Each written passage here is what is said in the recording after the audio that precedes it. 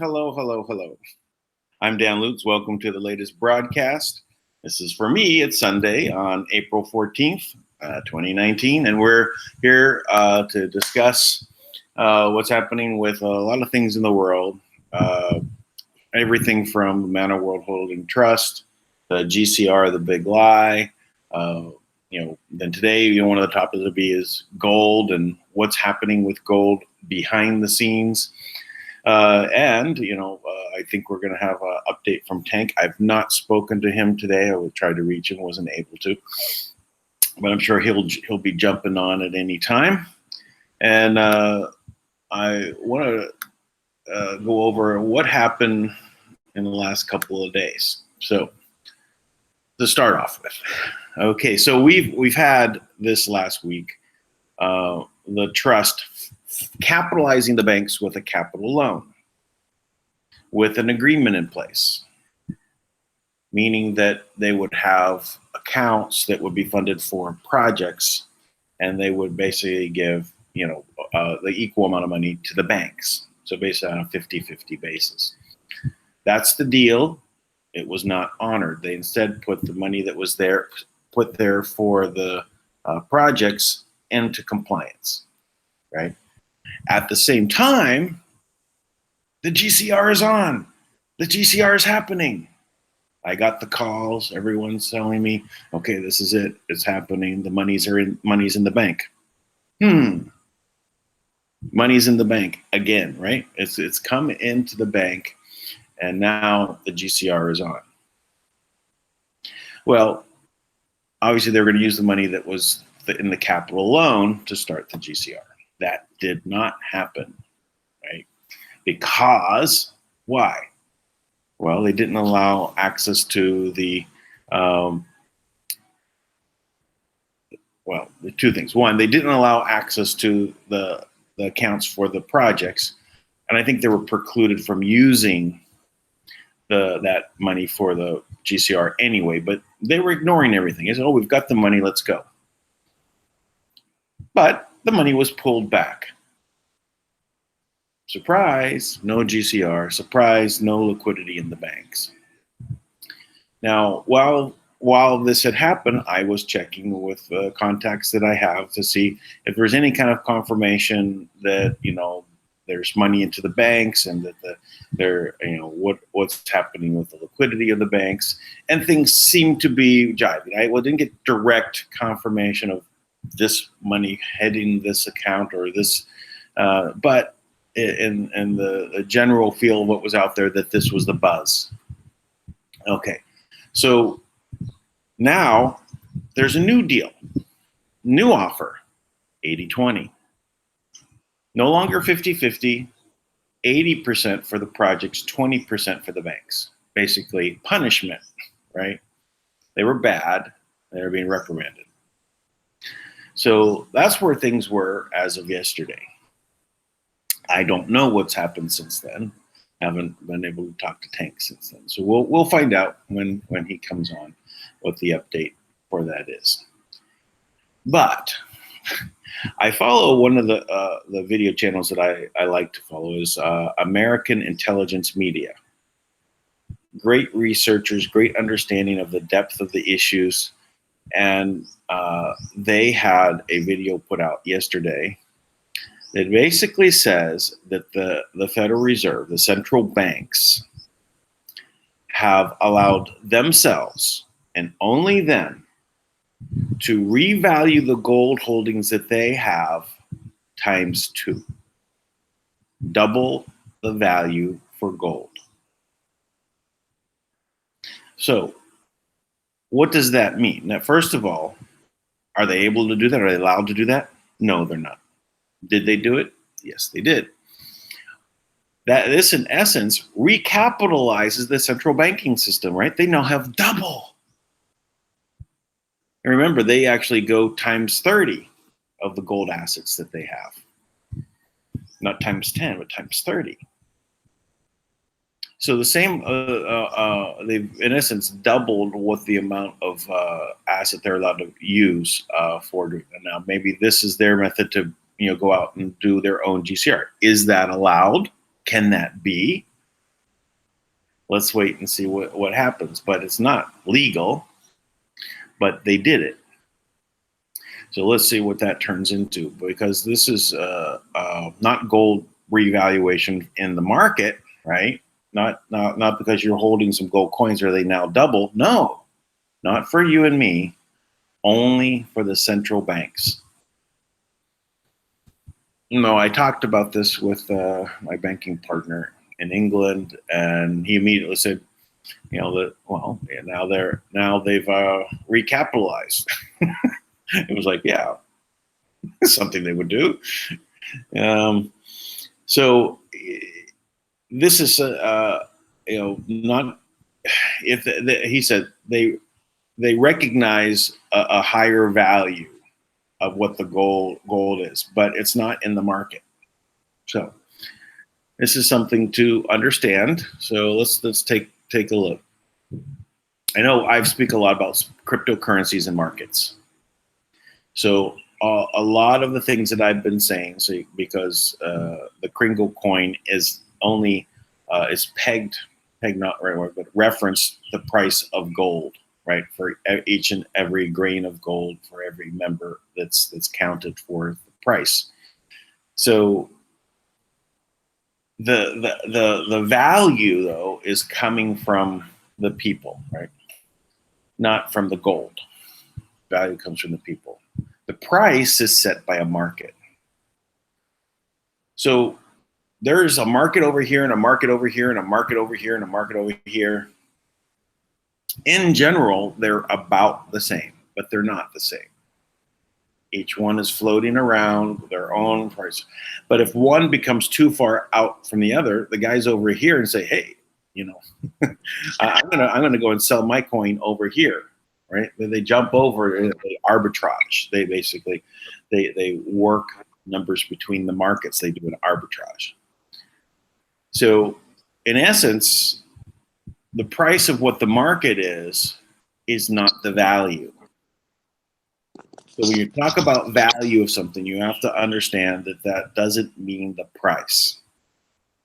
I've actually been doing a lot of graphics for this new video I'm doing for Kringle Coin, which I'm literally showing a gold statue of a woman and then a woman, right? A beautiful woman and a beautiful gold statue of a woman. And I say, which has more value? How many people would say the gold statue? But the woman is infinite value. So how can the value of the gold be higher? Can't be. I have a gold statue of a Buddhist sitting there, in the cross-legged pose, sitting there, a gold statue. And then I have a Buddhist, an old guy, right, sitting there, cross-legged. Which one has more value? Maybe a little harder on the beautiful woman. Guys might say, well, it's a beautiful woman has more value. But when you have an old guy sitting there next to it. So the value is really in the infinite value of the people. So that's the difference between what about values. But what is the price? We can't sell people legitimately, so you can't set a price. Yeah. Right? You can't set a price on a person, so it's priceless. It's infinite value. No price can be set.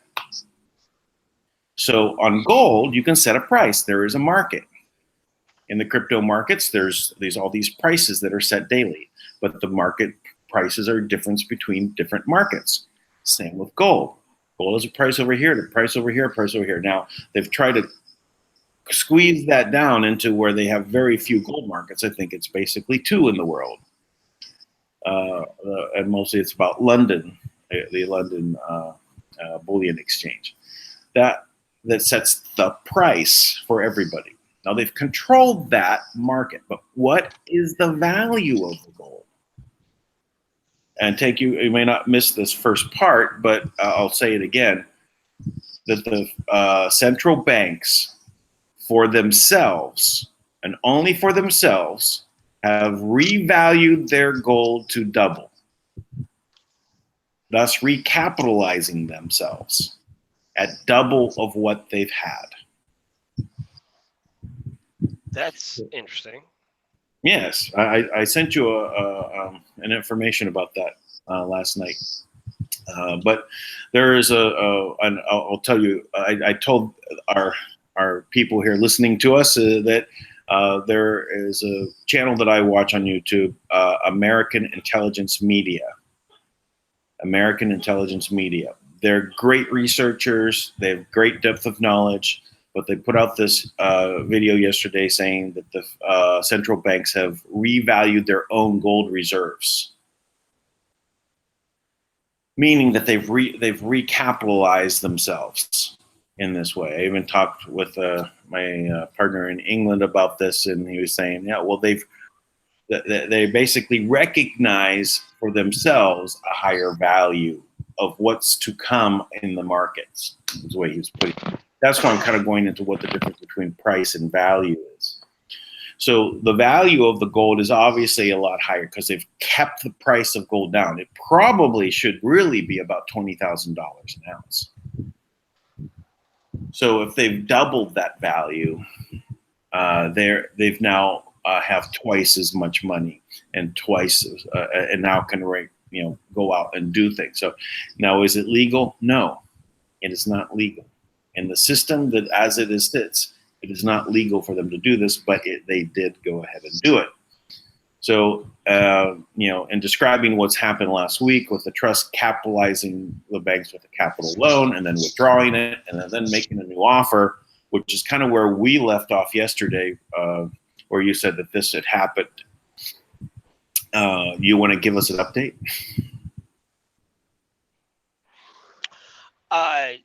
Yes. I can tell you that there is something that Kim fine-tuned yesterday, or she missed yesterday. And so basically what happens is she'll make all these corrections, and then the quantum system runs a massive diagnostic, report and looks for any kind of flaws, and then usually the flaws, on a certain level, it will just correct them immediately. And in some cases, it'll be something like, it'll identify certain things, and she can say, oh, okay, well, this would make this work better or whatever. So we're at a point where this to me is very, very encouraging. I actually put this out within some of my smaller Speak Project, revolutionary groups there. That what her exact message was pray. She said, pray. I hope I finally caught all of the corrections. So she's eliminated whatever state we're at. Not whatever state, where we are at this moment, is that she feels confident that she has identified every single flaw in the system, plugged every single hole, eliminated every opportunity, every methodology that anyone has to interfere with us accessing the money.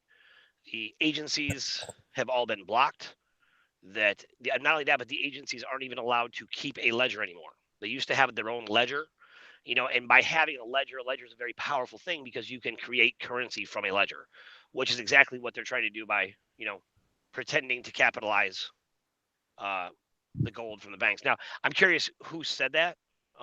It sounds to me like what they did was when the capital came in from Kim, right, into the banks, they would take that capital and then they would print a ledger. They would create a ledger. And because that ledger would then become, what they're making money from. So they would use that to say, look, we have this much money in the bank, right?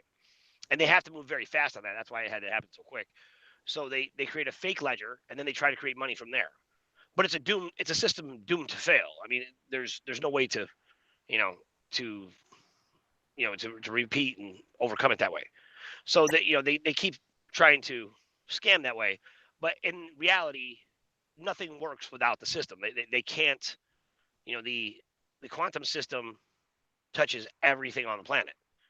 There's nothing that is really outside the scope of that, right? So if you're trying to hurt people, at this point, the quantum system has become very, very adept, like a cyber ninja, right? Able to identify issues and intention, right? It's literally identifying intention. So what their saving grace has been is that if I give you an order, right? Now you don't know the order is nefarious. You're just doing your job. As far as you know, Right. I'm your boss, right? So you just go out and carry out the order. So it wouldn't pick up a negative intention when you go to do what you're doing because you don't have a negative intention. You're just doing your job, right? So those various that's been one of the more clever things that they kind of figured out, right? Because they understood that if they were trying to do something nefarious, it would bust them out. That's why they've never had any success with the hacks. So I I took notice of this, and anybody who knows me, I'm not a big fan of generally of traditional prayers. Kneeling down and asking God for things, kind of prayers. I'm just not a big. It's not my thing for the most part. Uh, However, I put a lot of thought into this today. I really put a lot of thought into this. Into Because Kim literally said, she said, pray. She said, pray. And it just felt very powerful to me. And I do feel very connected to Kim on those things. So in this case, I look at it as us combining our collective energy, not just with the physical desire and needs that we have, but really a request to the universal spirit that's in all of us, in everything, and connects all of us to just humbly, ask to be in alignment with the flow of this, to ask for, you know, to be liberated as humanity, to just within your soul, within your heart, just understand and try to remember who you are and ask to just be in alignment with the greatest purpose, the highest good for humanity. And don't worry about any of this stuff, just the highest good for humanity. And just pray that that means right now that finally we can break through this part of it. And and I just feel that the collective intention of that um, is very powerful, and it's very, very important right now. So now, that being said, this is obviously prayer is always matched with action, and we have all taken, well, most of us have taken lots of action to get to this point, and certainly Kim and the team Manna, they've also taken all types of action, and I just think it's really important that we, as the people, that we are supporting that action in our collective, not just our collective voice, but our collective desire, our collective heart's desire, our energy, our focus internally or externally, whatever it takes. But I think it's time to put our swords down with one another, and I think it's really time for us to stand. Just stand up. Just stand up, even in principle. Stand up within yourself. Stand up and demonstrate to the world, to the universe, to source, to God, to whatever it is, whatever it is that is making your heart beat right now, to take a stand for that, and make a declaration within yourself that you are not going to be a slave another day, that you're not going to spend another moment at the behest and the will of people who are dedicated to mediocrity, at people who want to control and to kill us, that you will not be subject to this for another second, because that's where we're at. That we are about to step free. We have been stepping free, but in a very powerful reality that will touch all of us and everything that we've ever known. And those of you on this call, and those of you in the agencies and the government and the various legs of the cabal, who are all paying attention, who are all waiting to see what happens next, everyone is going to have the same opportunity to step free. And what are you going to do with that freedom? How are you going to impact and affect the world? How are you going to impact the world of the people directly around you? How are you going to communicate the exhilaration, the creativity that has been stored up inside of you when it's finally let out? And I think that is a very stern focus, because if Kim says she has rooted out all those things, I believe her. And I, in my heart of hearts, my own intuition, the feeling I have is the anxiety and the stress that I have felt every day for as long as I can remember. As long as I can remember, for the past 4 years, waiting for the RV, waiting for this, waiting, trying to break through, fighting to break through, suing the banks, you know, working constantly in a state of battle and push and press, constantly fighting, constantly trying to provide for my family and figure out what am I going to do? How am I going to survive this way? What am I, how do I take care of these people? That feeling, um, I don't have it. I am 1,000% certain we are through to the other side, and I'm just going to watch all the pieces fall into place. But you know, and I am praying that that is true. And I'm done waiting. That's right. Good for I want you. to wait. I did pull up on the screen here showing where the basis of this information for the doubling of the value of gold. It has to do with Basel III, and so and this you have to read it to really get the whole depth of it. But what they're basically saying is they've categorized the gold into three different groupings, and the one that of course applies to the central banks, it's double the value. So this little statement right here just sums it up. It says Basel III decision meant that gold as a reserve of the third category was earlier estimated at 50% of its value on the balance sheets of the world banks. So that's it's all part of Basel III as to why they're able to do this, right? In this, but the Russians are basically saying that it's a fake. This whole article is about this. Again, it's a Basel III a revolution that once again no one noticed, right? And that's the name of this article. But anyway, I'll stick it down below in the descriptions later. Um, and, Yeah, Basel three is none of these banks are Basel three compliant, not even close. So that's the first thing. Unless Kim isn't operating according to Basel three.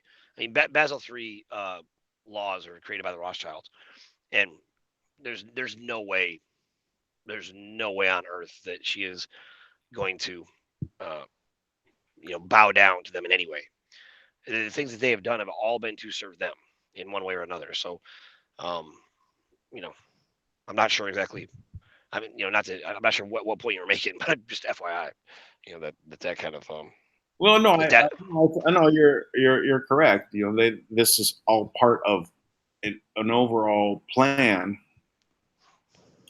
So if you want to think about what their GCR plans are, and if they've in this putting out the new rules in Basel III, which all banks are to comply by, and if they don't comply, they have to close, right? Which will then be absorbed by other banks and so on. But they'll get rid of those toxic assets, along the way. But their gold is now going to be revalued at double, which means now if you have a whole system that has been leveraged to the hilt, and it's all the value is contained in this much gold, for example, of asset. Now they just doubled it. Oh, we have a whole nother thing. So now who can now buy up this? It's whoever has this. the other newfound gold value, right? So in essence, as part of a plan, they're able to absorb the whole thing because who has the money? They do. Where did it come from? It came from nowhere. They just doubled the value of the gold that they have. So we can do it, no one else. So they're the only ones in a leverage system that has any money to buy anything.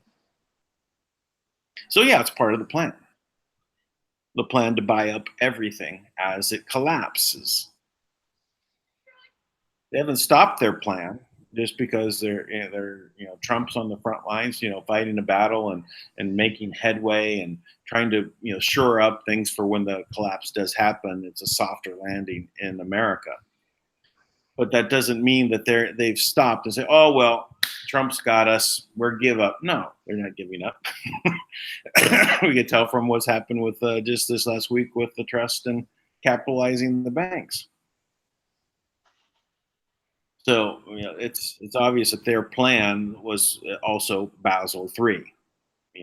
It sounds good, right? Yeah, okay, yeah. They should have assets to back up their loans. Who can argue with that, right? But the fly in the ointment, the thing behind all of it is that that gives them the ability to buy up the value that is completely leveraged, because now they're the only ones that have the other value to buy it with. So anyway, that's an obvious plan once you look at it from the other side. So That's I a would great hope, point. yeah, I would hope that we're able to move past this, and get these projects rolling. Because if we're rolling with the projects, there's no need for a collapse, right? We have a whole new economic system that will spring forth, right? And that new economic system will grow and grow and grow and grow, but while the other one is cannibalizing itself into nothing, even if they have doubled the value of the gold on the other side to buy up all of that. Okay, well, we just create more. We're infinite in value because we can keep creating. We can have an idea that is going to create $1 trillion. I get several of those a day. Anyone is able to go ahead and out and create, and that's why it doesn't matter. We're not contained in this box of debt slavery. We only decide to sit there because we don't know that we're inside a box and wonder, Right. what do we do now? What do we do now? What do we do now? Right. We're looking at a very, very limited set of, it's kind of like a color spectrum, right? Like when you're colorblind, people think that you just automatically see in black and white, but that's not really the case. Usually it's one color that one of the primary colors that you can't see. So, you'll everything will be like shades of, green and yellow or something, or something that effect. And that's all you can see, right? Now, trying to describe to someone how beautiful blue sky is to someone who's never seen the color blue is it's very difficult, right? It's like they've never seen it before. They don't know what you're talking about. Or someone who's blind, how do you describe blue? Yeah, you say it's It's kind of green and yellow mixed together.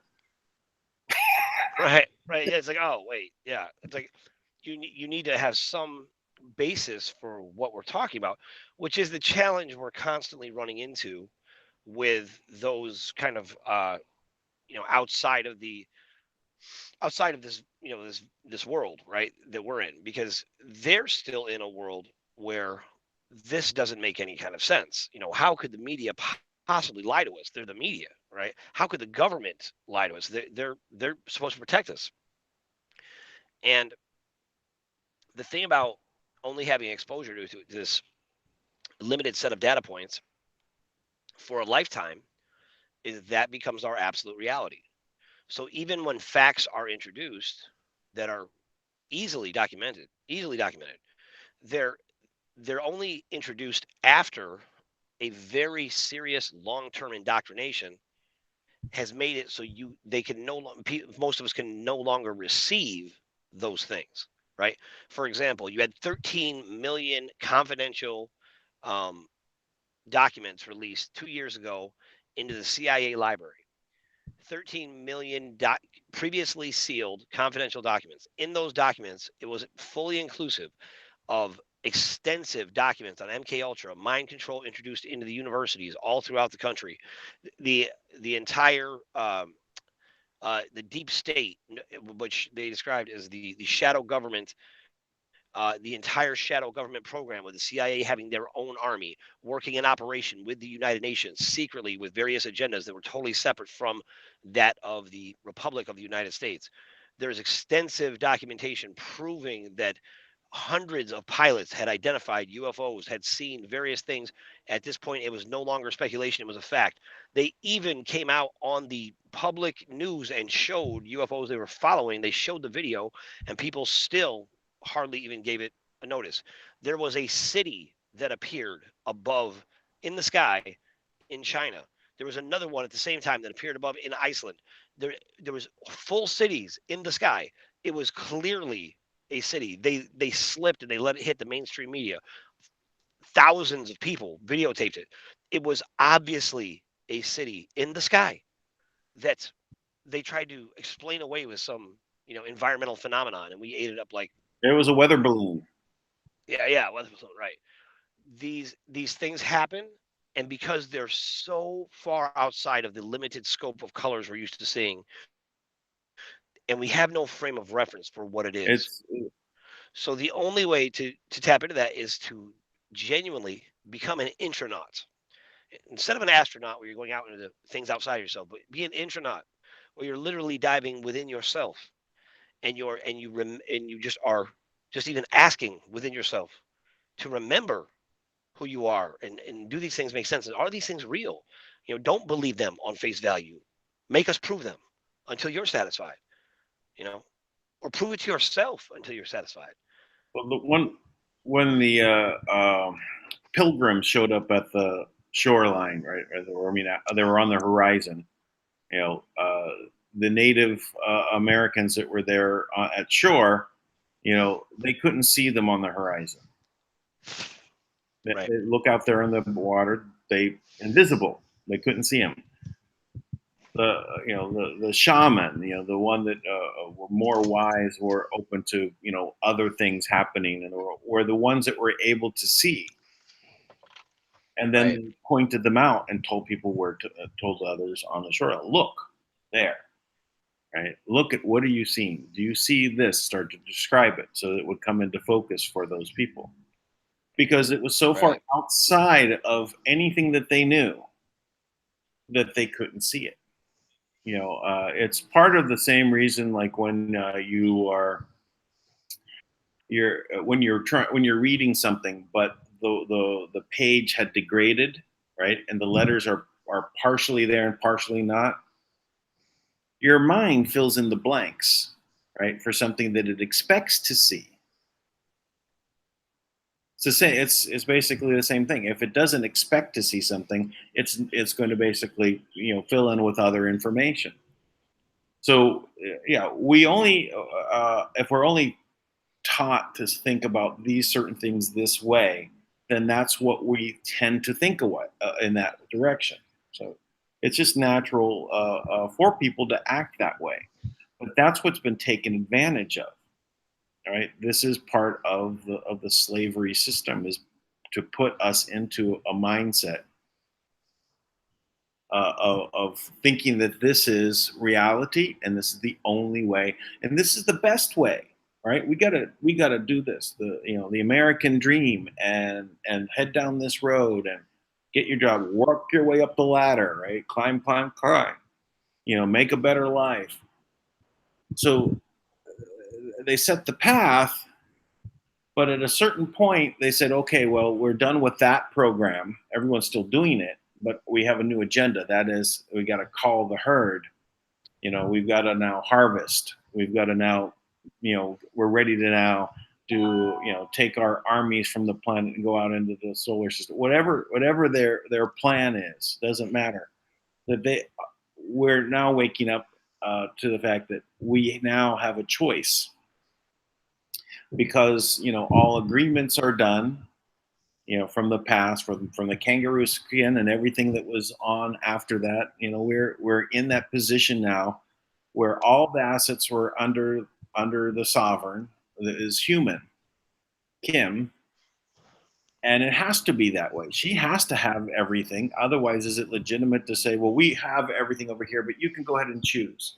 Well, you're thinking only of the slavery that you've been in, and those are the masters, and you're just going to fall in line. Is it really legitimate? No. The ownership of everything has to be in the hands of humanity for them to choose to go back into slavery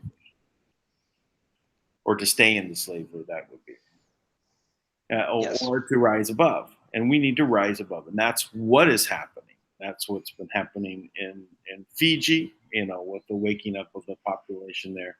Yeah, I haven't heard from Tui in a couple of days. I'll send him the Yeah. link now. Well, I'm sure he's very busy. You I know, think so. They had 1,000 people there that day. I know. Yeah, I'm sure this is the thing is that one of the biggest or one of the um, most effective ways they've been able to accomplish this is that they would use contract trickery, right? Where you don't really understand what your options are or what you're signing. So the effort for the past year and a half, let's say around a year and a half, has been very, very aggressively doing all we can to get a voice that accurately portrays the totality of the situation. Now, that doesn't prevent them from creating new lies. Now, just today, after this guy who went on with that group from Sedona or whatever, Tui made uh, it back. Hey, Tui. Etubaka, Ratu, um, Hey Dan. Hey Tank. hey man. Are you okay? Hey. You're going to. Uh, you know, uh, greetings. Greetings to you guys. I'm good. I'm good. Yeah. Yeah. Just like what Tank has just said, been a little busy. It's been a lot of people. When there are people feeling the changes, so I wasn't able to be free on those times. It's okay. Yeah. So we have our own roles. So I'm just doing mine. Yeah, we appreciate Yeah. it, man. We appreciate it. And so I just start with thank you for the show yesterday and the other day. Thank you for all the information. Thank you thank to you, Dan. Thank you to everyone that is listening on the call, on the live show, on the live chat. So, Oh, Thank you Tui, so much for thank you to Kim. And it's a really good news that the current. so let me ask you. When we last talked, there was 1,000 people, gathering, talking about striking, the teacher strike, and airlines, and so on. And so What's happening? well, I'm glad to be back. I'm just free today, so I didn't want to spoil the flow that you guys have been going. Uh, we in Fiji we're just waiting for that time as well. So as soon as we'll get it, as soon as everything starts happening, the role will flow. It will just flow on its own. I've been in contact with the chiefs from Hawaii. So we're trying to set up maybe set up a council that would help the not just Fiji and Hawaii, but the rest of Pacific, and create a template so that.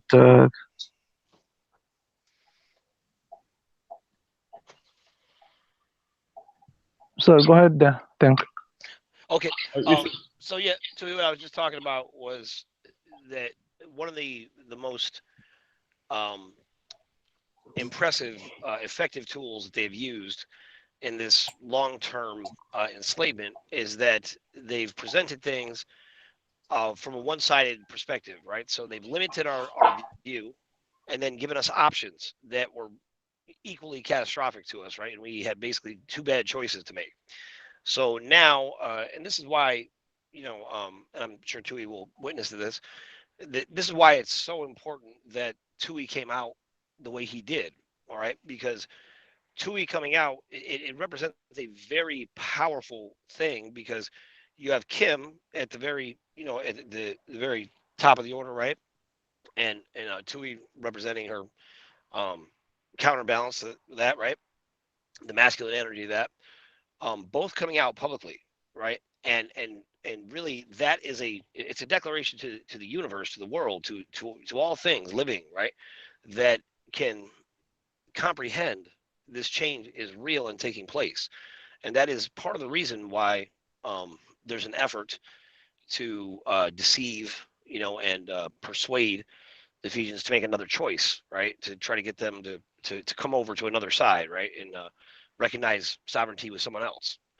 And that's why, a little show like this. I mean, we're nothing. Why would anyone really be concerned about what we have to say? Why would they care? If you are a sovereign entity, why would you care about some little, YouTube channel with a few hundred people, getting a few thousand views? You wouldn't care. The reason why it's so important is because it's much, much more than just the people listening. That's completely separate from, the real numbers that should be that are probably out there, right? That they're significantly. I'm sure they are significantly higher, but the reality is the impact it's having just by putting it into the energetic field and making these declarations that humanity is invested in our own freedom, that we are standing for our freedom, that we choose life, right? We're choosing our life. We're choosing to be free, that we're choosing to create a new world. Those choices, they are monumental to this change. They are required from us, that we have got to stand up. So if you are awake, then you are required to make a choice, and you even have to choose with those that are sleeping in mind. Right now, you can imagine if you're the first one awake and you realize that, you're being bombed. It's your job to wake people up, right? It's your job to make sure everybody's safe because you're awake. If people are in stasis or something, like, you would be the one to be awake. You can't hold them responsible, right? So it's the responsibility of those of us that are awake to weigh the information and ask, what is the difference between these things? So that's why we've been doing these shows, to constantly give people the reality, to weigh the information. Now, I will get one of the things they've done. Now, they have never really told us what's been going on.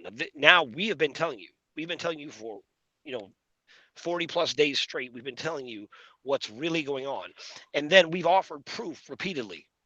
We've repeatedly shown, look, we said this is what's happening with the Fed, and then the Fed hasn't raised rates since. We've said the RV wasn't going to happen, and here's why. We've said these are the changes that are taking place. We said the IRS, that Kim was working on the IRS, and all of a sudden a law comes out that they're trying to abolish the IRS. We said all these things, right? We have been talking about these things nonstop, and the creation is witnessing to exactly what we're saying. So if you want evidence and proof of what's going on, that is very profound evidence. Now, since just yesterday, there's now like two or three more people claiming to be the M1, right? Now, if all these people are the M1, that's fine. Bring them all to the same place.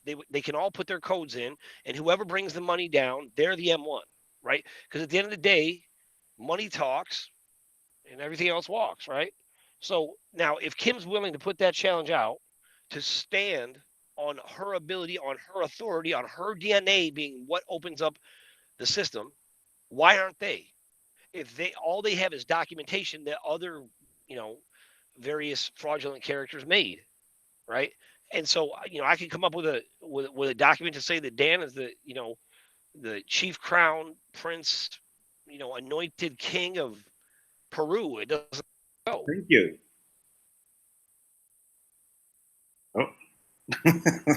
Oh, that was a showstopper right there. Thanks, Tank. You went mute. Well, I don't know about Peru. I'm not. I don't speak Peruvian. I don't know what they speak in Peru. Actually, is Spanish or Portuguese, English. I have no idea. But I get. Oh, you're back. Yeah, but go ahead. I'm sorry. Thank you for making me the king high person of Peru, you know. Right. I said, I don't know, I don't speak Peruvian. I don't know what they speak there, if it's Spanish or Portuguese or English Yeah, me either.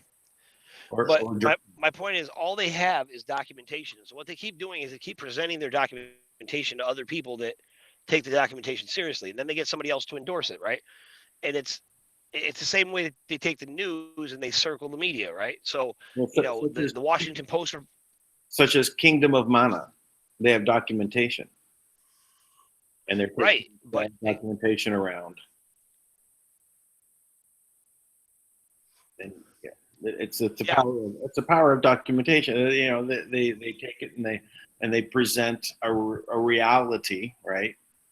And if people jump on, then that's where they're building their power base, right? 1,000 tribes, registered with the royalty. Right. Like look at all we're doing. And they talk about the crown and all these, they throw out a bunch of very regal titles, right, to try to reinforce their meritocracy, their system of, false benevolence, which is just a different version of their slavery.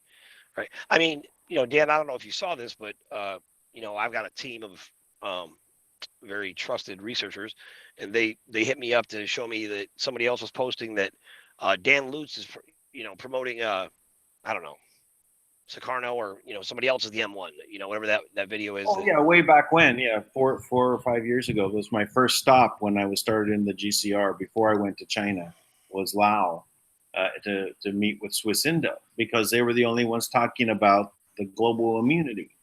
I said, well, I'm going to get into historical bonds, and they said that there's global immunity, but I can't find the document. I can't. So I said, I'm doing research. I went to Laos. So what do you do? That's awesome. What do you do? Those people out there that always claim that they're the ones that know, that aren't the armchair quarterbacks, right? They don't go and do anything. I go out and I try and get some information. I go personally. I want to be there and experience it and find out what it is for myself, not what's read on a document. Exactly.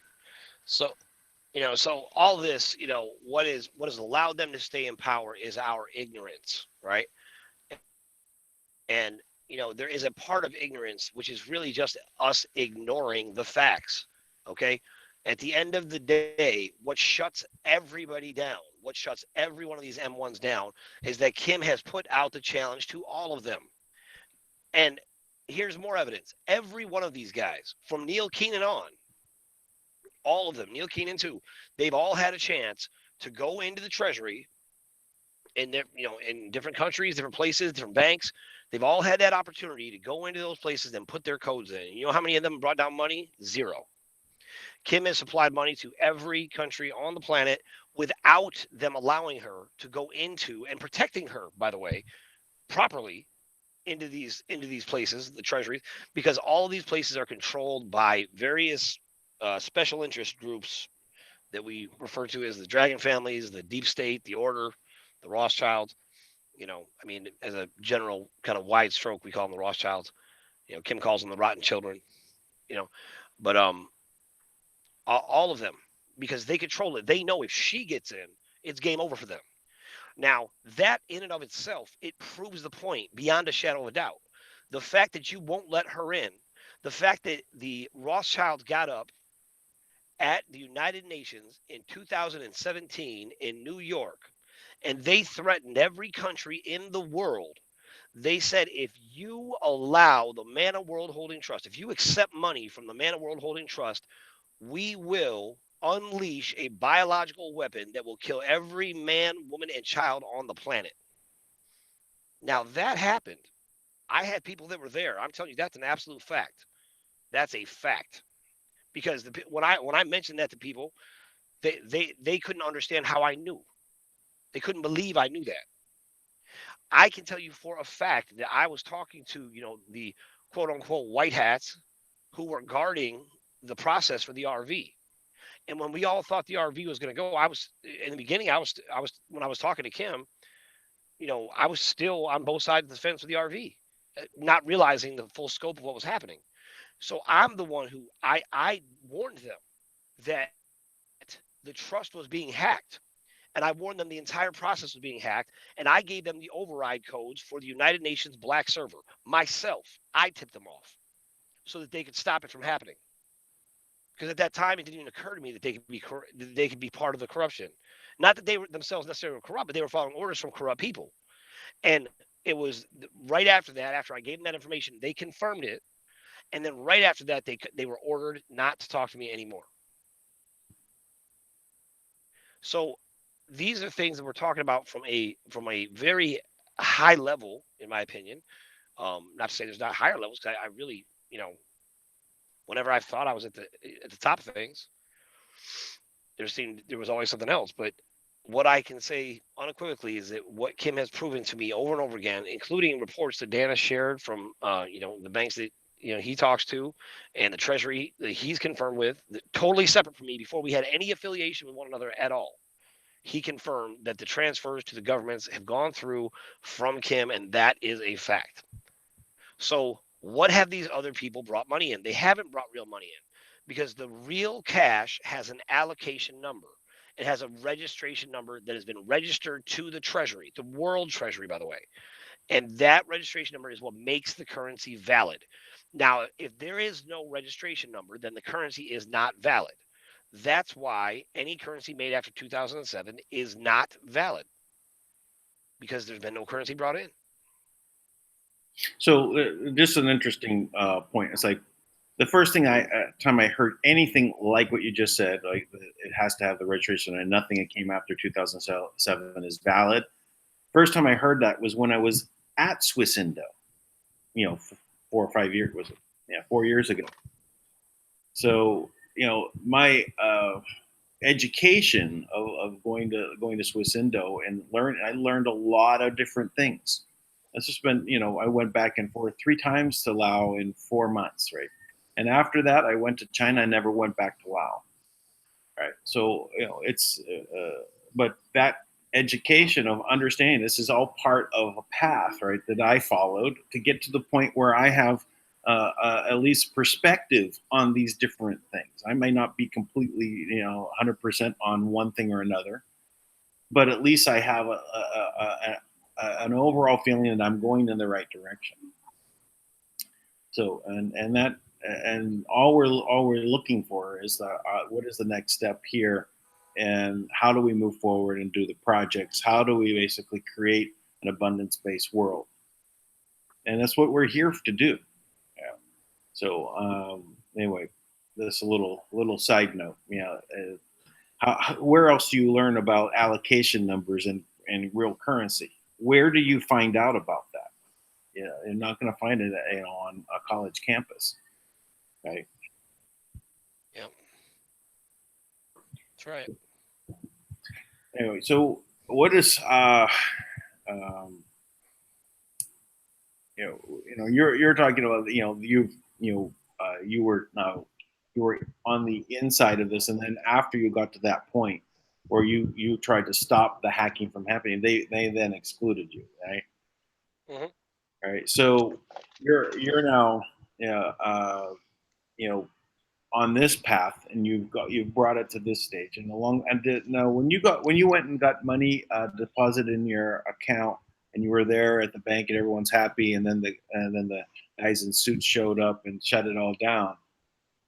Was that after this other event where you were excluded from the group, the insiders? Yes. At that point, what had happened was Kim and I were trying to figure out more effective ways to, to break through the banks. And at the time, we thought, well, we could set up, you know, hundreds of accounts in various places, and then they would never know where the money was going. And that was the goal at the time. So we contracted a group of members from the Create Change / Speak Project members, kind of activists who were willing to step up to go and set up this kind of account. And we created a contract so that they could go and set up an office for Create Change, and that Create Change had already had approval for our community revitalization efforts, which are kind of all encompassing from education to sustainable living to just various things. And so all the members were contracted to receive $1 million to go out and set up an account for Create Change, and thus set up and take the $1 million.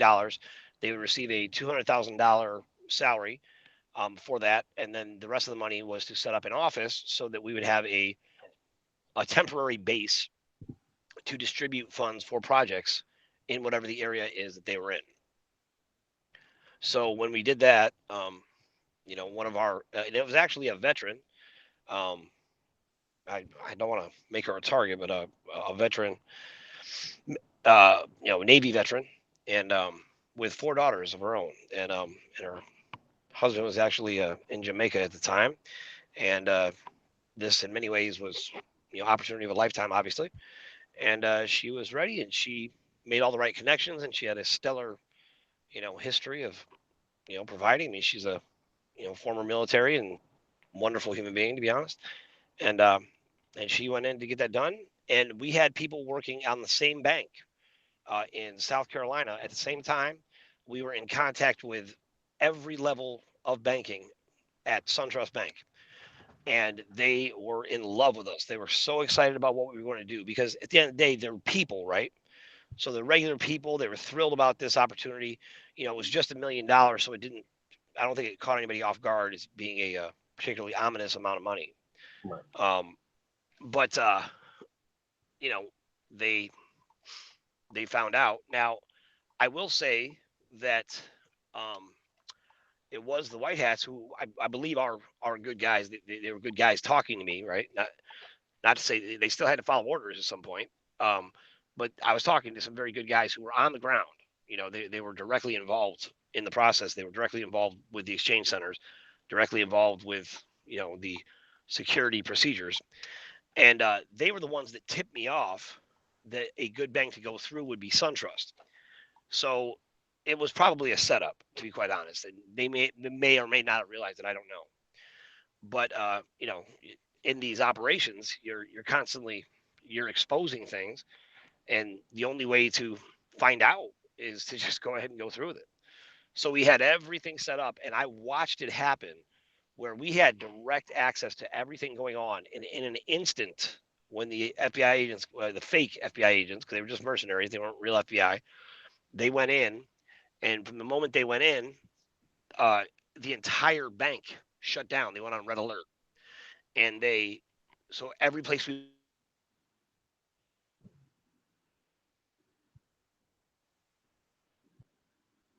Uh-oh. Not muted, but can't hear you.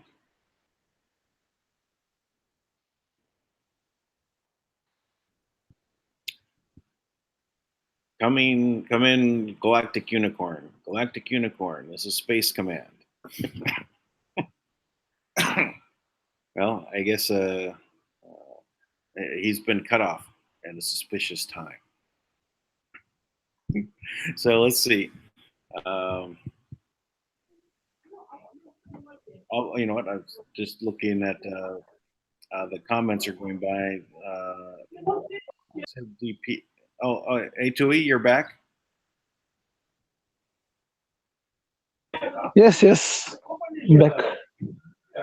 So what's up? What were you? No, I was just listening to Tank. I wanted to. I don't know what happened. He's obviously still online, but we're not hearing him. Oh, okay. It's not muted. There was just a question I wanted to ask him about the there's a formula that he used to discuss with the economic formula that Kim came up with about how the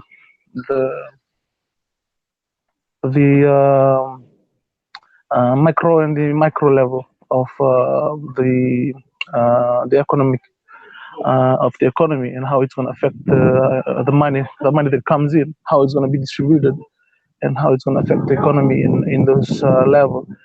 There was this formula that Tank used to talk about. Uh, it just thought that just coming to this point in time that things are happening.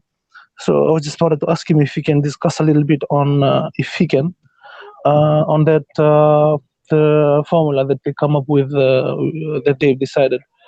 Maybe the amount of money that has to be distributed in a certain way, because they won't overload the economic system. It can cause a collapse. So since we're at this point at this time, I think it'd be good to actually discuss that so that people listening around the world, they will be able to understand. I know it will be different in every country, but just to have a basic idea on the impact on these changes that will affect the different economies, how big they are, and it would be good. So that was the question I wanted to I wanted Tank to just discuss a little. Yeah, well, it's definitely a very important topic on how to, move money into a system, right, and have it not, cause major problems. So that's kind of like one of the reasons why I was looking at and I discussed with you before, is a way to distribute, money at a very small level, like under a dollar level, to people that are paying for things under a dollar. But when they pay for those things, the act of paying for it actually generates you a dollar. So this way, it's at the very so the poor end of the spectrum. People, people are the very rich. They can't spend a dollar. There's no place that they know where there's only a dollar to spend, right? But the poor people, a dollar goes a long way because they buy this and this and this and this because so if you effectively create a system that rewards people that are spending a dollar or less, in essence, doubling what they have, and then they're getting it back in the system. It enters at a very base level, and those people get relief at the very lowest level, and then you can expand that upwards, as part of a system. It won't distract from major purchases. It won't do anything other than bring relief in at the very base level for people, and then it creates a system that is the start of an abundant system, right? It's the engine to keep things going. So there's many possibilities, right? That a lot of people are contacting me and saying, they want to do this and they want to do that, and a lot of people have really great ideas and concepts. We just need to come together and discuss them. But I've had conversations with economists, right, that initially blow out of the water anything that I've said, right? And then if I can grab a hold of them, right, on, right, and say, listen, just put all your training aside for a minute. Let's talk about things right. If they can do that, not all of them can, but the ones that can, they kind of start seeing what I'm saying, because they're also used to this one way of doing things. And of course, it doesn't work in that system. But we don't want that system. It's not going to work in that system. We want a different system. So we have to work with how people are, how that will function, understand that the scarcity mindset is something that people have to learn not to be in that mindset. They have to learn to be in abundance. So it takes time to learn that. So there's little tools that we'll have to use, little experiments and things to get people to start thinking abundantly. So it'll take some time, but we'll get there. Yeah, I guess. Yeah, I think it's. I think Tank is back now. So, What happened to you? Tui, I kind of caught the tail end. Yeah. You know what? I don't think they want me to get the message out today. So, Are Were you talking and we just couldn't hear you? Yeah, I was really dropping some knowledge there. But I Well, guess they didn't want it out. I didn't realize, and I was like, "Hello." you want to give it another shot? You know what? I think what Tui, you had a question? Was that for me, Tui, or was that for someone else? Yes, yes, yes, indeed. Did I understand you were asking about how much money is supposed to be allocated to the countries, kind of thing? Is that what you asked? I asked on the safest. You guys. I mean, you and Kim. Actually, I mean, Kim came up with a formula, and on how like how to actually distribute money to the economy, where the micro and the macro level, where it's not like it doesn't overload it, or it overloads the economy, and you have like a safe number that you come up with, like in a formula that you could it's just safe to actually distribute that money in that way, and then build from there. So I wanted to ask if you can, like, if you were able to discuss that. Sure. Yeah. So all the money that comes in, it has to have a production line attached to it. So in other words, when the money comes into the economy, it has to come in for the reason of creating value, right? So there has to be an increase, right? This is the principles of natural law played out economically. It's just like putting a seed into the ground. You put a seed into the ground expecting it to grow. Now that's a principle of abundance, right? Because you can put seeds all over the ground and they'll all grow, some kind of plant or, fruit or vegetable or tree or whatever. Now, the same principle applies to the economic structure. When the money comes in, that's why project funding is a very effective way to do it, because when people have a project, you are automatically providing jobs, you're providing a service, right? You're generating uh, many levels of income, because now you're putting contractors to work, people who are working in mines and industries and factories, and all types of things go to work just off the $1. This goes back to the concept of the velocity of money that Dan talked about, right?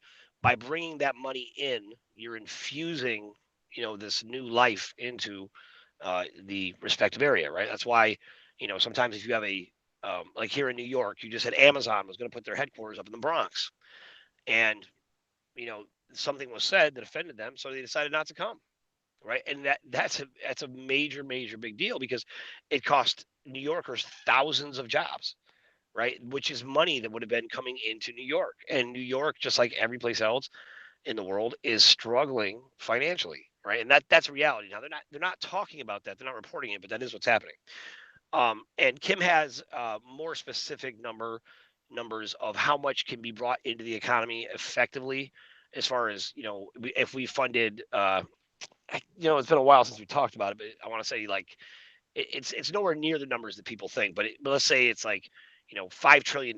It's in that world, okay? Like $5 trillion a year that you would bring into the economy, right? $5 trillion a year that you're bringing into the economy for projects and various other things, and you could actually it might be a quarter, it might be like $5 trillion a quarter or something like that, where you're bringing in this money without disrupting the economy, because you have a demand for it, right?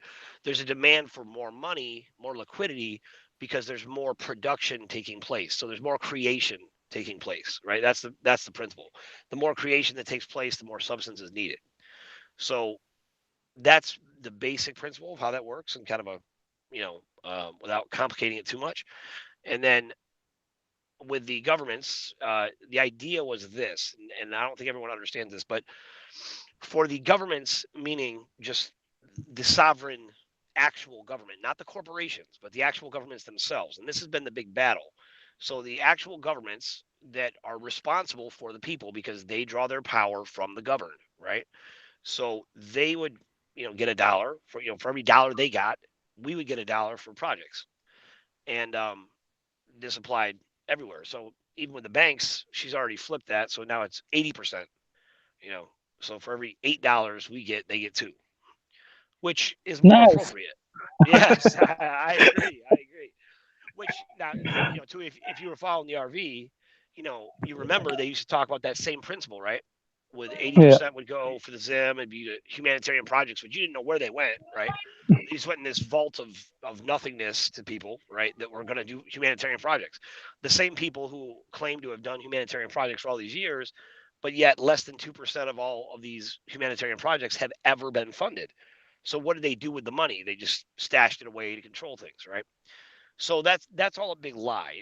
They never had any intention of giving anyone real money because that would denote a massive power shift, and spread out, their very focused, centralized power that they had over the world. Yeah, Tank, that was one of the things that really bothered me. As I said, I don't see how these guys are giving up power, in this, and that's why it was that struggle between the white hat and the black hats. And I was saying, even the people in the white hat category, they're in the government. They like power. Yes, it's very true. And military, I mean, and this is, I talked to um, a longtime pilot and NSA member the other day, and we were talking about this exact thing, that military training is works very much the same way that muscle memory works, right? You repeat something so often that it becomes a natural reaction or natural response when a situation occurs. So they do situational training constantly doing new situations, new scenarios, right?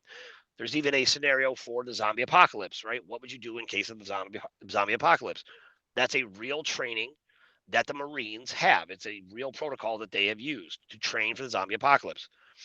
Um, and so what would happen is you train them, and then when a situation happens, this allows them to respond faster than an average person because they've been through the scenario so many times. They know this just happened. Now I have to do, 1, 2, and 3, and they know how to do it right away, and they know exactly what to do. Now, military training is incredibly effective if you know exactly what you're up against and what you're training for, and obviously that's going to manifest in different ways. But the problem is if there's things that are so outside the box from that you have never trained for them, such as the military that you work for is being controlled by an a league of supervillains that is trying to destroy the planet, but they're not even the head supervillains. They're just the head slaves, and everyone's going to die if we keep down that path. That is outside the scope of military training, because at the end of the day, you don't. I mean, this is actually in most militaries that if you defy the orders of your commanding officer, he has the right or she has the right to shoot you on sight, especially if you are in the midst of conflict, because one rogue soldier not following orders can put everyone else's life at risk, right? So this happens all the time. This happens all the time. Someone loses their focus, they freak out, and they get killed, right? And that is a, I don't want to say it's a it happens on a regular basis, but it does happen. So that's part of the challenge, is that your military guys that are there, right? So even in this military operations intelligence plan, that the reason why I've challenged it many times is because I worked with these guys. I used to get information from them all the time. I would give them information and give them positioning on all types of things. So I know for a fact how they work. And I'm anybody who knows me knows I'm a big advocate of the military in general. I think they're made up of very honorable, good people that, for the most part, they have nothing but the highest level of service and honor in mind in everything they do. I came out when one of these hack gurus tried to call the ghost squads, tried to call them murderers because they were going around taking out nefarious cabal members. And I defended them, saying, that's not fair to say, because these people would kill. They're killing people everywhere, right? So it's not fair to call the Ghost Squad, you know, call them murderers. What they are, they're defending you and me. That was the point, right? Now, that being said, these even they have been kind of deceived, right? And the factions have been splitting up. So the military, right, the Jesuit military, They've been trying to take over. The secret space program, I believe, is in league with them. And then you had some faction of, the Nazis, and then one with the Masons, right? All these different factions. Now they're all under the same guys, the same, brotherhood of evil, right? But but they've been devouring themselves, right? Now, one of the one of the rules of the Sun Tzu Art of War is never disrupt your enemy when they're destroying themselves. So a lot of this Kim has allowed to take place and just let them devour themselves. And because of that, they've weakened themselves so much, and they've made very, very serious tactical mistakes. The biggest tactical mistake that they made is they all had one common enemy that they were trying to box out, which was Kim, and they dramatically underestimated her abilities. So, Tui, I'm sorry. I hope I answered your question in the midst there. If you want a more thorough answer, I can.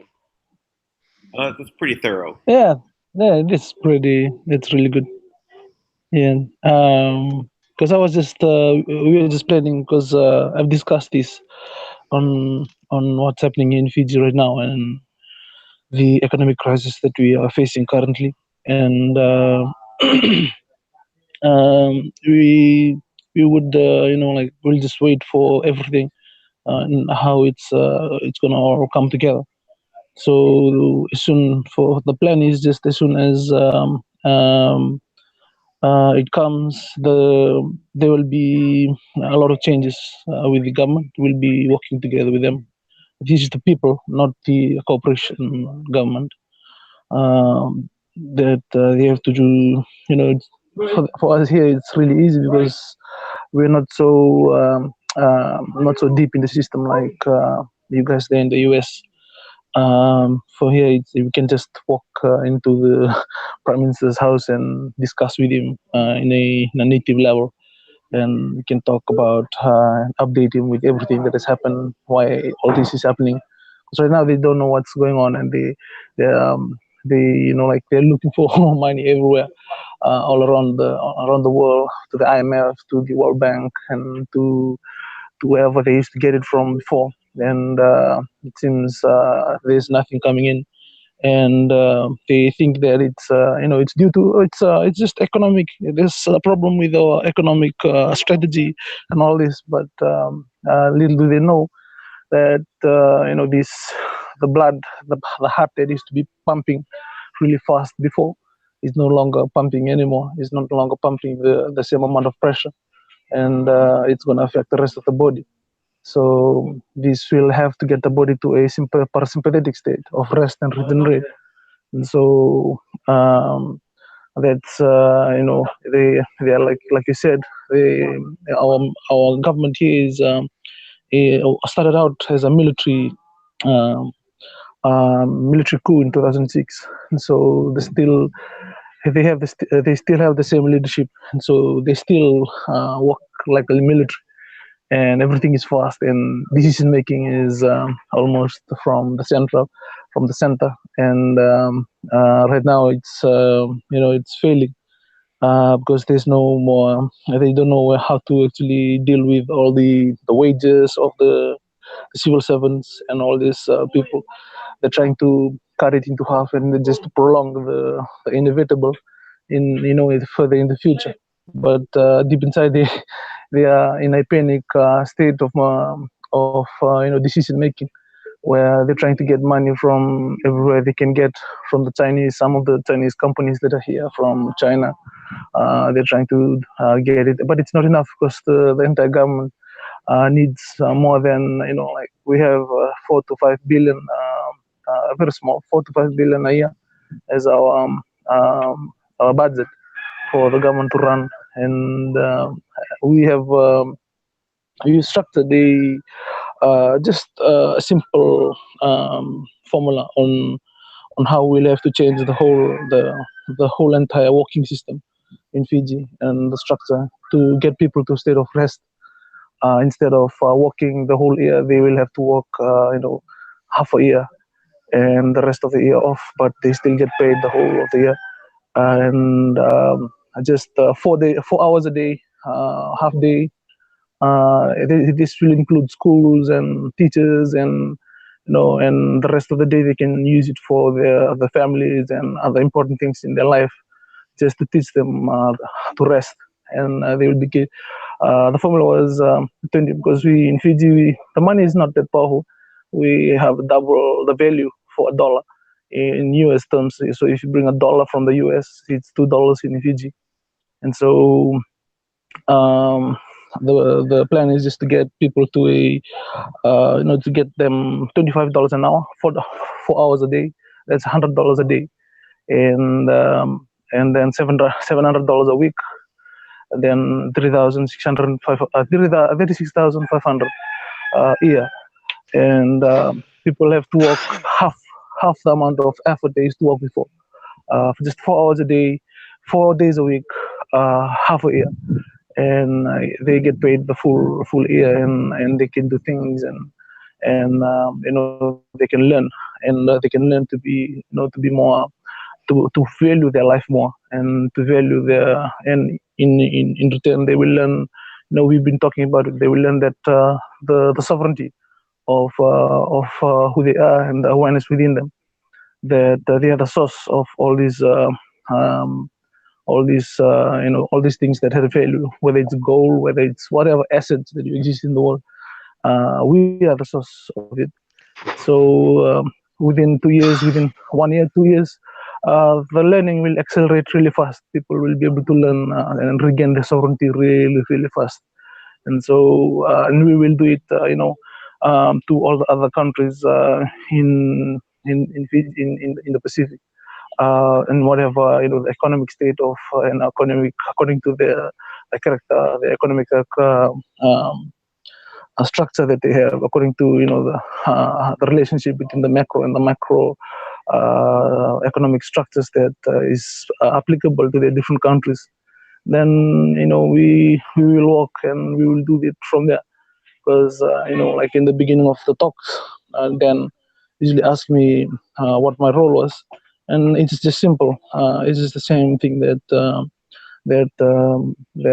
Kim's role is. That is just to return the sovereignty that was entrusted in the trust long ago, thousands and thousands of years ago, and to just to return it in a way that it's not put on paper, or it's not just written down, but through the experience and the regaining of the creative energy, and realizing it on their own, and to be able to rebuild it, and realize that they can regenerate, and they are the most powerful thing in the universe. And so that's a very a big lesson to for people involving in the project, to be able to fully understand that that's their role, to return the sovereignty to everyone on the planet. And if like if you can do that as a sample here in Fiji and to the Pacific, I know it's really easy to do it to the rest of the planet, and everyone and all the leaders will agree to it, because it just makes sense. You don't want to be stuck on the slave system in the olden times, the thousands of years ago, until 2017.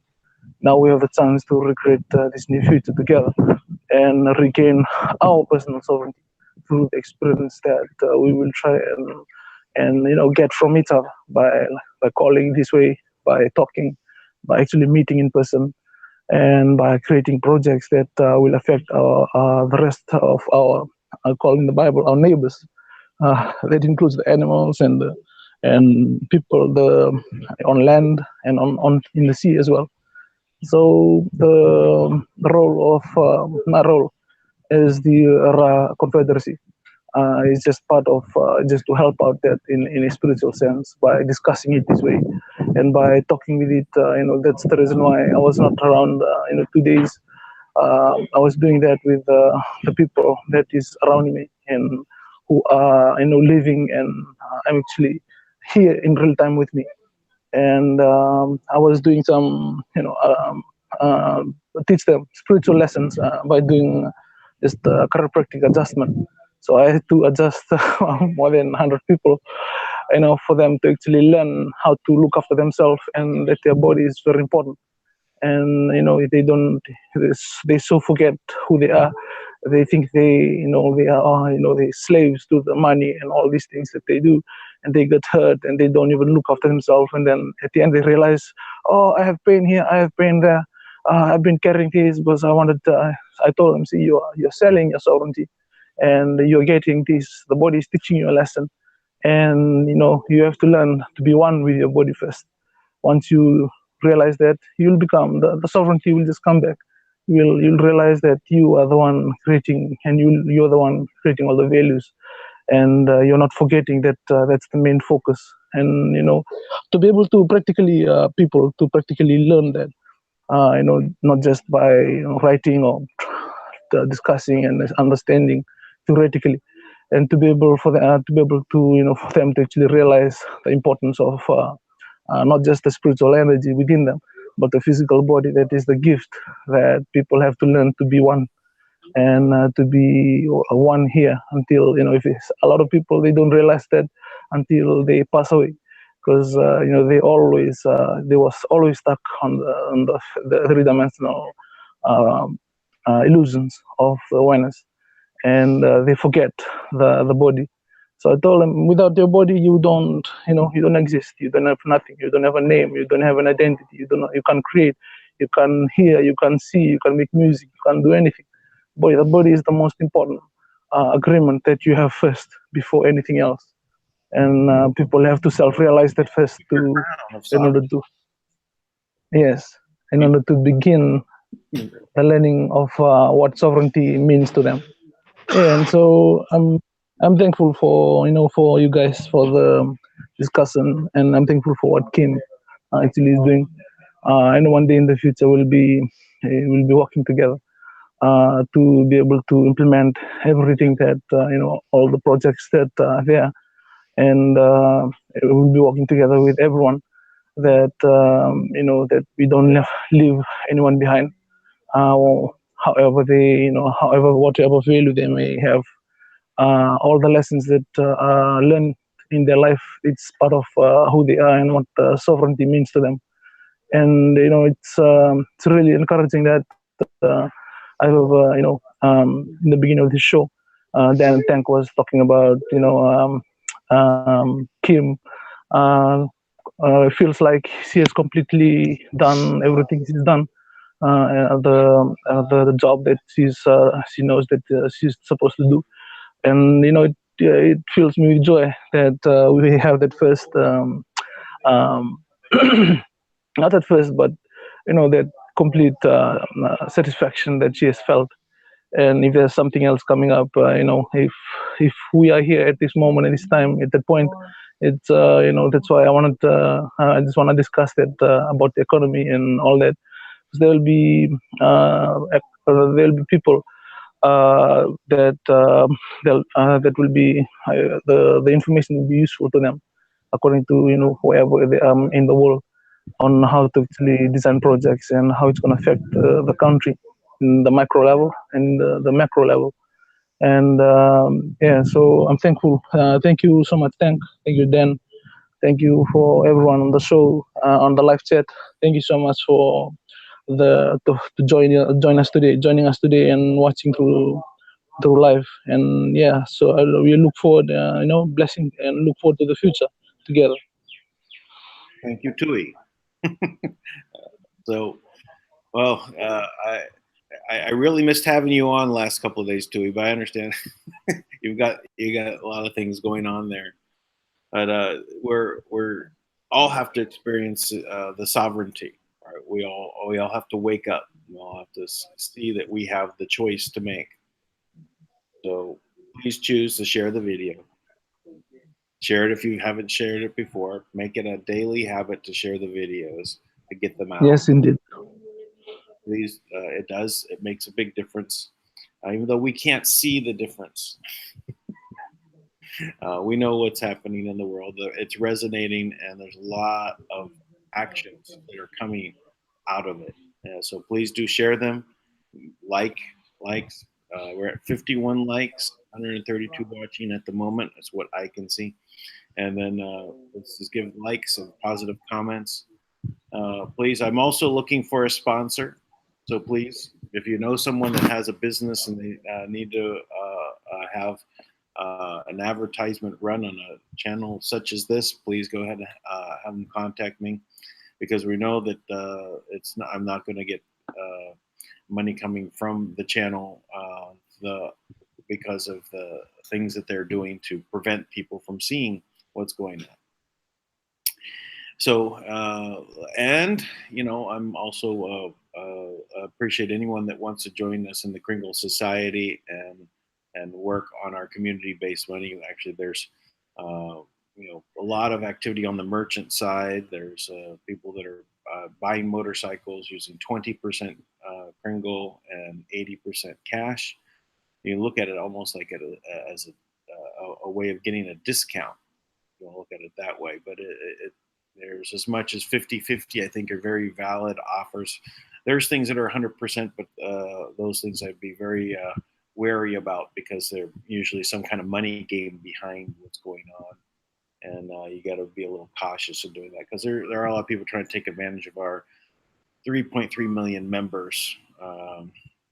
So anyway, that again, please participate. It helps me, with everything that I'm working on by jumping in and getting Kringle Coin and Abundance Mine as the Bitcoin mining operation. Please, join me there. Please contact me. I'll tell you all about those things.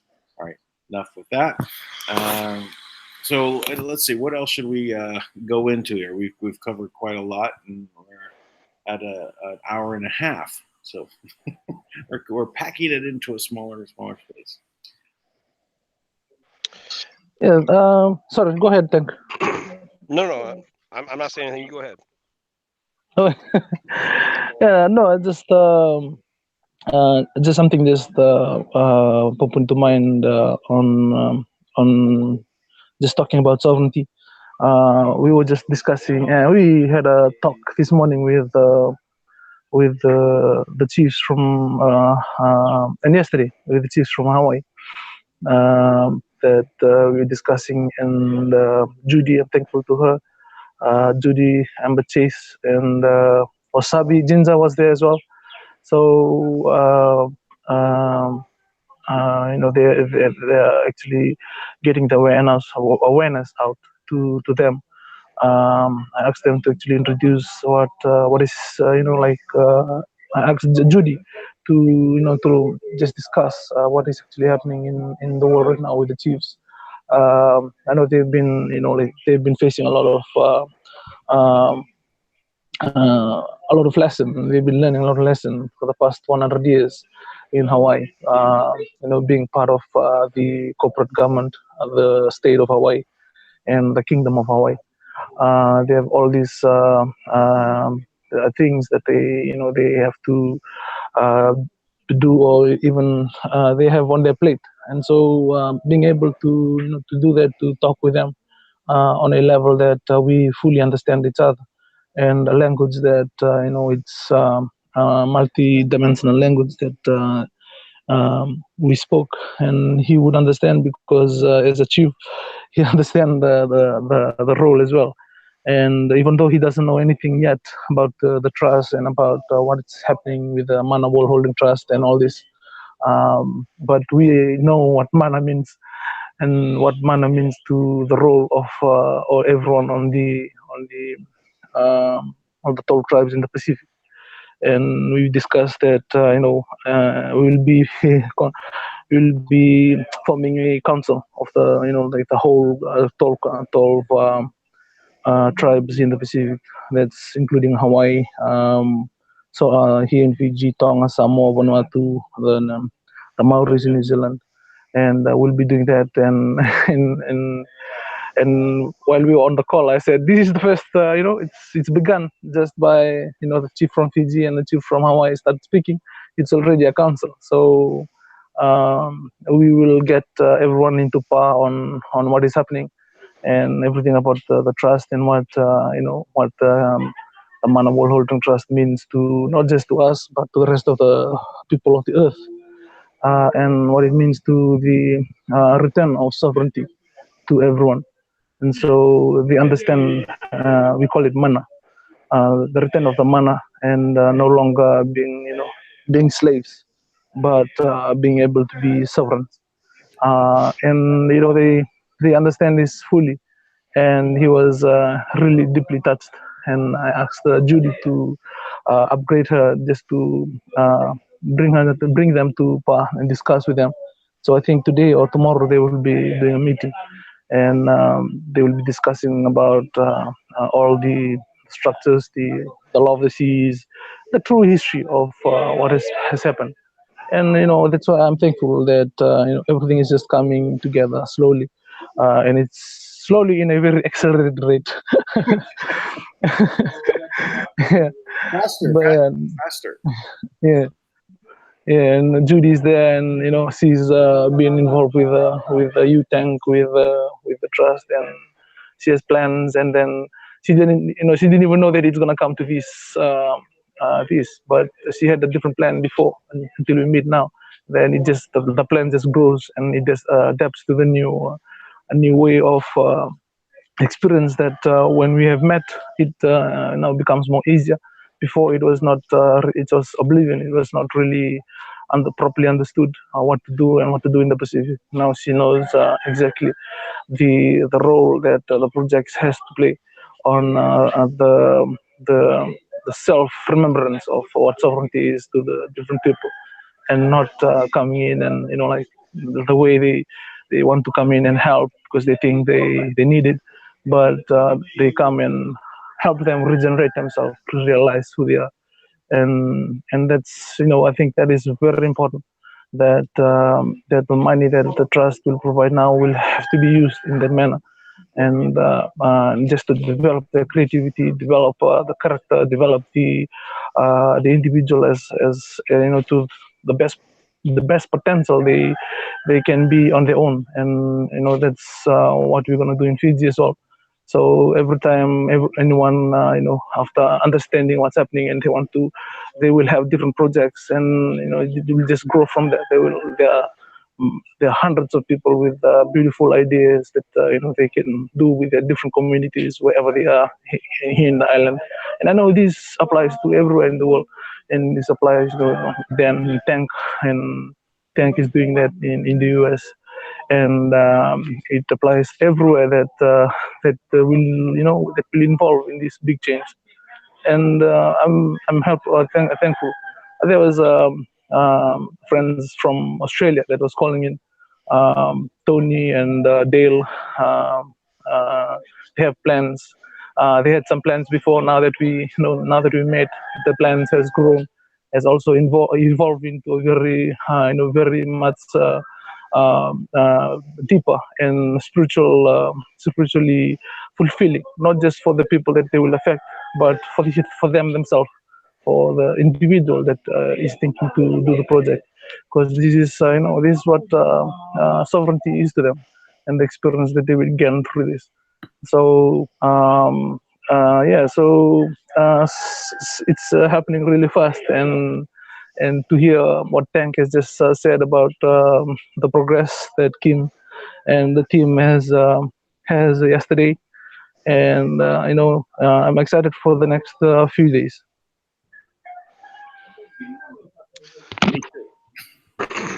Me too, Excited. actually. Yep. Well, I think it's a good place to end. What do you think? I think so. Yeah, I think that's a good place to end. I think we covered a lot. So everyone, let's look forward to tomorrow. I have hope for our prosperity, and Kim to be successful in moving this into accounts, and we're ready to go. Believe me, I'm not hoping. I know it's gonna happen, but the now that it's gonna be there, the now is just as my body moves. Yeah, I'm already it's there. yeah. As the DNA moves through time until that now, the DNA will create it on its own, and you'll recognize it as you hear it, and then you'll know what to do as it happens. And discussing it right now is really important, because discussing means it's already there in the future. And the now is no different from the now that is going to happen. The lesson is just the path that you're taking to that now, and what you're doing, and how you grow as a person through the experience of the every now that you go through. And that's the that's the most important part of being here and being alive, and to be able to to be able to decipher these things and do this and share and express the love that you have, and move through the future the same way you move through every moment, every day. And if it's done through love, and it's going to be a wonderful and a joyful experience. And being able to help people that not in the known yet, and being able to tell them the truth, and just them being like, they can't believe what is happening, and they can't even say. And then once they come back the next day, they can they process what what is happening. And it's really amazing how they change really fast, and how the programming breaks down. Uh, Whole of their life they've been programmed in the religious, the religious communities, and the indoctrination of all, and then to be able to do that within a few days, to break all that and be free from that. And they just realize that all they've been doing all their life is actually just one big lie. And then they can change it, and they can reveal it. And I told them, it's you don't even have to judge those experiences negative or positive. It's your experience, and keep it within you, as it's part of your wisdom, and you grow from it. And so and they learn to heal themselves, and they learn to love. They're no longer angry anymore, easily getting angry about small things, because now they heal themselves from all the past things, past things that experience. And they're not blaming anyone anymore. They are more responsible to the choices that they're making. They are more aware of the choices. They're more they're so different, totally a different person from a few days ago, even a few weeks ago, just by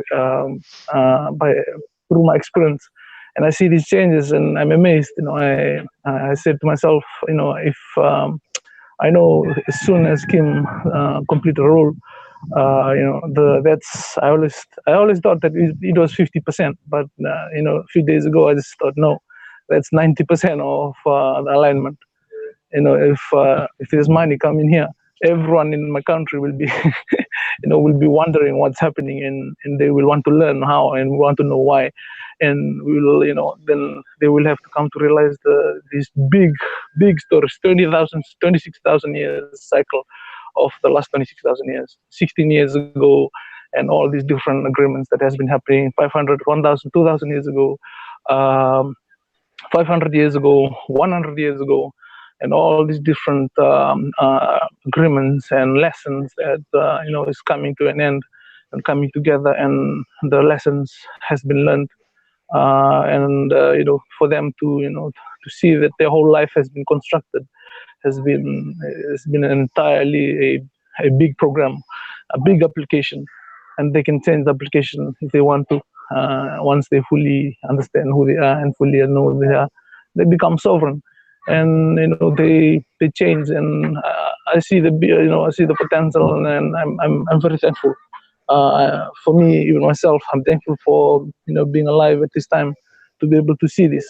There are people, they've been waiting for this hundreds and 200 years ago. They know it's going to happen, but they are not here. And even here in my country, there were our elders have been saying all this, that there's a good time in the future, the time of manna. That's a legend. When the manna comes, everything will come in unity. Manna will be back. You will have to allocate land for this manna, and you will have to do this, so that now your relationship with everything else, with the animals, with the plants, you guys will become more united. You will work together. You don't have to go and fish. The fish will just come in, because now you have love. This is during the times that economic oppression on the people and all that, sugarcane, and they try to run economy out of out of the countries, and not only Fiji, everywhere else in the world. And they try to siphon the energies of people, the living energy. so that they can monetize it and then interpret it in a way that it's so oppression and so oppression to people individually.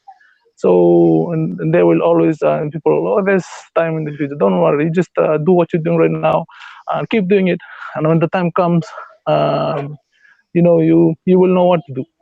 So there are lands here. I've already told Tank there are lands, thousands of acres, allocated untouched because of these change that is happening. And it's if you look at the spiral that you see on your map, it's the center of the spiral, and the land is called Ra. That's because of the old Ra agreement that was done long, long ago. And I used to be, I listened to people talking about, discussing about the Ra and all this in Egypt, and all the hieroglyphics in Egypt, and all the stories and all. And they talk about sun god and all that. It's, I told, I always tell the Jews, they are so duped in all the illusions of knowledge and awareness that they don't know that all they're talking about is just it's the day and night and everything that's happening right now. It's the agreement of life itself. They try to explain this in such a way. No, it's just looking up at the stars. You have the 12, tall things there. You have the 12 senses in your body. You have the 12 gateways. It's really simple. You are the Ra Confederacy.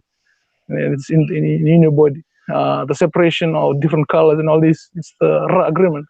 And it's just coming together, realizing each other, and getting that sovereignty back, and start to realize that Christ is not a God of the sun. No, it's you, and realizing your sovereignty, that God is in you. And I know it's taken thousands of years for people to learn it, but it's time now that people fully realize that. And we're not gonna talk in symbols and all this to try and hide it somewhere. No, it's there in your DNA. The agreement is there. I'm here talking about it physically.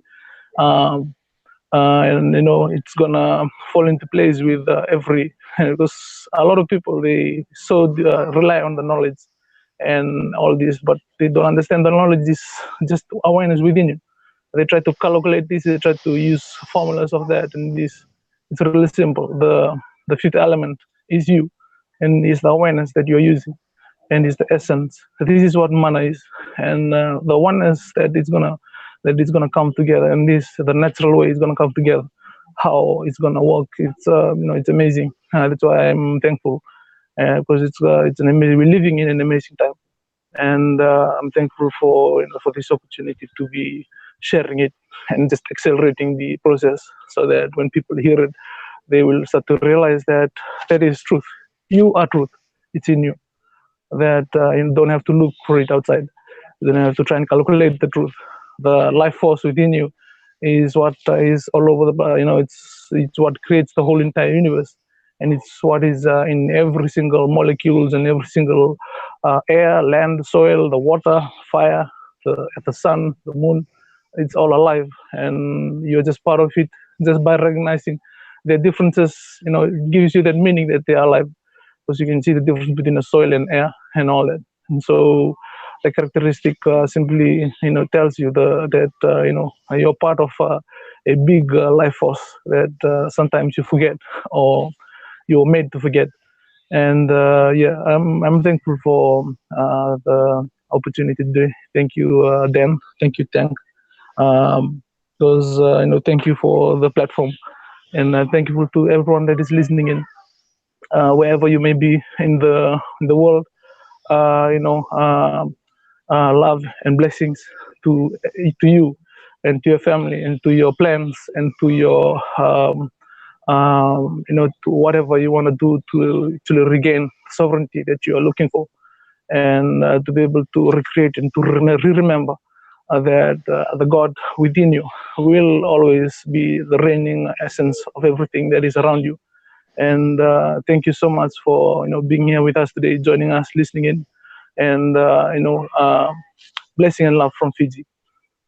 Wow, Tui, that was the best goodbye ever. I know. Peace out from New York. I wasn't going to stop you. You were on a good. That Okay, you stop me. With all what you just said for another 3 hours. And yeah. No, it's And really great what you said. Thank you, Tui. And until tomorrow, we'll catch you tomorrow. Bye bye. All right. tomorrow indeed. Have a great night. Tomorrow indeed. Peace. Peace.